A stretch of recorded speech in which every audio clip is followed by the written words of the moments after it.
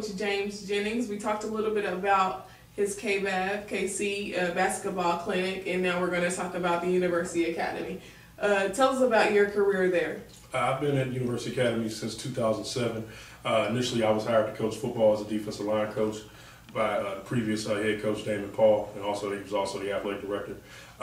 During the same year, I was hired as the high school varsity boys basketball coach, so I've been doing that ever since. I'm going into my 6th season. And it's been a wonderful time working with the kids there. We had some success in 2009, 2010. My 3rd year in, we won the district title, made a first playoff appearance, state playoff appearance.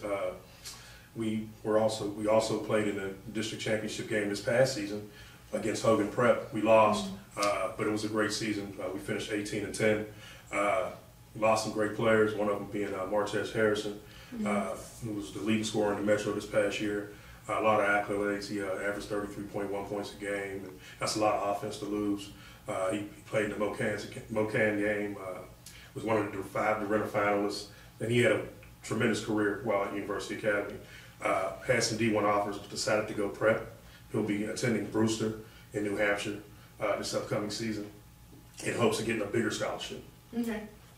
All right. So you coach both basketball and football there. What made you decide to do both? When I was young, I played football and basketball. A lot of people used to always tell me that I was picking the wrong sport. I played collegiately. I was a basketball player collegiately. I played at Central Wyoming Junior College and the University of Marion, North Dakota. But I played football also, and I had some offers to play football coming out of high school, but I just chose, I had that basketball Jones, and that's what I wanted to do. You know, so, but I have it in me. I love football. I love basketball, but I love football also. So. Okay, so you would say football is your favorite? No, it's second. Okay. It's second. Oh, okay. All right. Well, tell us a little bit about your basketball team you have coming up for the next season. We're going to have we're going to have youth. It's going to be a young team. I have a couple guys returning that played a lot this past season. They were role players, but they're working hard this off season, and and I have a lot of young guys. I have some guys that will be entering as freshmen. I have some sophomores that played a lot last year. So some people may say we're in a rebuilding stage. I just look at it as, hey, we need to coach our guys up, make no excuses, get them better, and let's play. Do you have anybody that you think will excel more than others? I have a kid returning. He's a senior. His name is Cameron Douglas.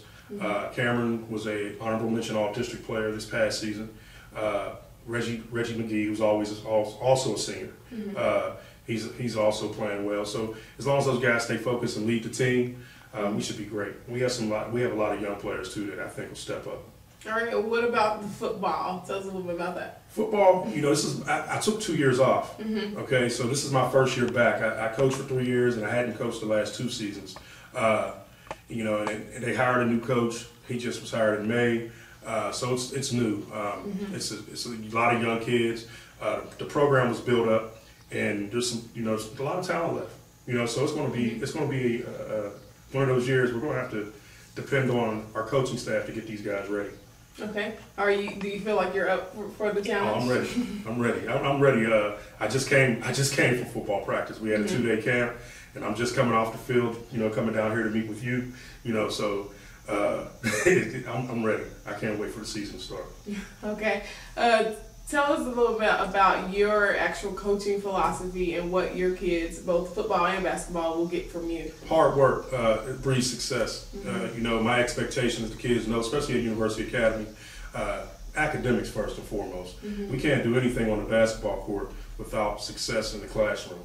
Okay, us being a college prep school, we're just not naming it as a college prep school. We are a college prep school, and we expect our student athletes to succeed in the classroom first. We hold them to another standard. I mean, the Misha State Activity Association says a kid just is only required to have a 2.0. That's not good enough with me. It needs to be a little higher. I have to hold the bar a lot higher to make sure those kids succeed and get them ready for college. As far as the philosophy of basketball, teach fundamentals. Skill work, lots of that, and making kids accountable, making sure that they understand teamwork, playing together, mental toughness, things of that nature. That's my philosophy. As long as they can follow that, they're going to be successful in life. Right. All right, Coach Jennings. We know you're not from Kansas City or the Kansas City area. What made you come here, and where'd you come from? I'm from Pittsburgh, Pennsylvania, from the eastern part of the country, born and raised. Big time Steeler fan. I let every Kansas City guy know that every time I talk to someone. But I've been here since 2003. Me and my family moved down here for family reasons to help take care of my mom. Situation where she was here, she was, she needed some family. So, I had the background where I was able to up and move, education and good work record where I was up and move my family and come down here and make a new life. And it's been fine. It's 2003 and everything's okay. You thinking about going back? My wife bugs me all the time. My wife's from Pittsburgh, and she misses it. Yeah, she misses her family. So we get back when we can. We try to get back at least once a year. Last year we had a family reunion back there. Well, it was actually in Lancaster, right outside of Philadelphia. That's where the family originates from. But so we get back when we can, and we try to. My daughter's leaving tomorrow for the holiday. She's taking a trip back on her own, her and her fiance. So like I said, I miss it, but Kansas City's cool. You better watch out. They might all just go back there and leave you here. All right. Is there anything you want to say to the audience? Shout out anybody? I appreciate Cascade Sports having me on, giving me the opportunity to talk about the Kansas Basketball Academy Foundation and what we have coming up, and also University Academy. All right.